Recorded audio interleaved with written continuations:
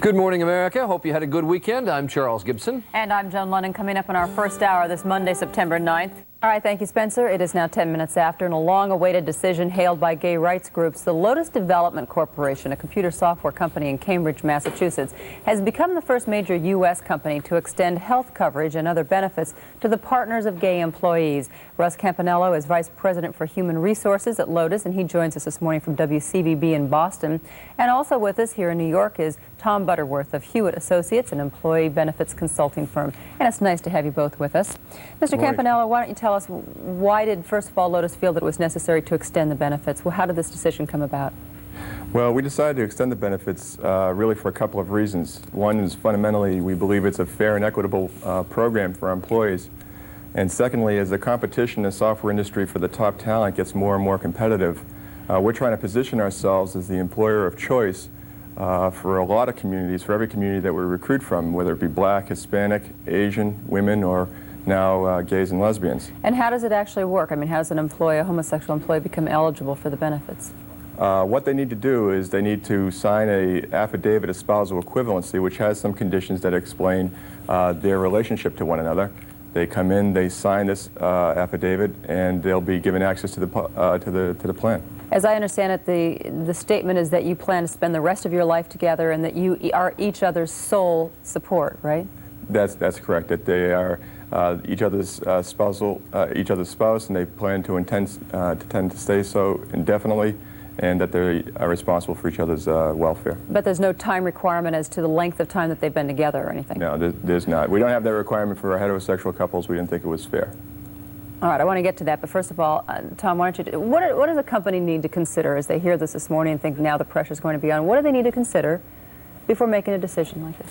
Well, Russ is right that companies do compete for employees. Yeah. And if there's an important element of the workforce out there that Lotus is going to get, and if I'm a competitor, I don't have access to that group of employees, I'll put in this type of a benefit program. I mean, companies are going for quality employees. The competing aspect of this, of course, is that especially in this economy, companies are looking to cut back in costs, and probably one of the main sources of cost containment these days is in the healthcare plans. Adding any group of employees to my healthcare plan is going to increase costs, irrespective of the profile of that group. And of course, it is the profile of the group which has some companies concerned because they are possibly, in particular, suspect to AIDS, and that will be such an incredible expense down the road.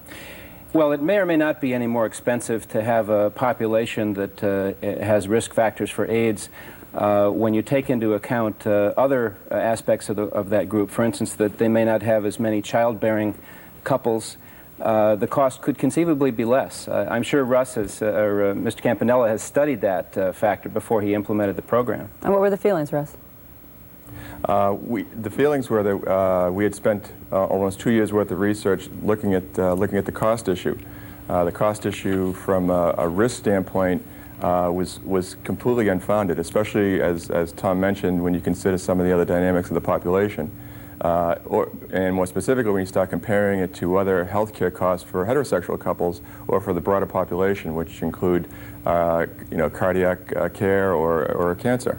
All right, any sense that this was discriminatory to heterosexual couples who are not married? Not at all. I mean, that's the debate, obviously. We're not concerned. The intent here was to provide a fair and equitable option for a community of people that doesn't have an option to be recognized as a spouse any other way. The heterosexual community has the option to have a committed relationship recognized, and that institution is marriage. Do you expect that this is going to set a trend? Do you see more and more companies, Russ, starting to have programs like this?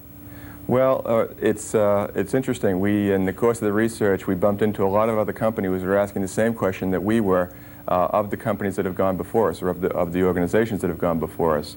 So I suspect there's a number of folks out there that are actively considering this. In the last week, I've talked to a lot of my colleagues across the nation who are asking for information about how we ended up doing this and how they might go about doing it themselves. All right. Well, thank you very much, Tom. Thank you. Thank you. It's 15 minutes after.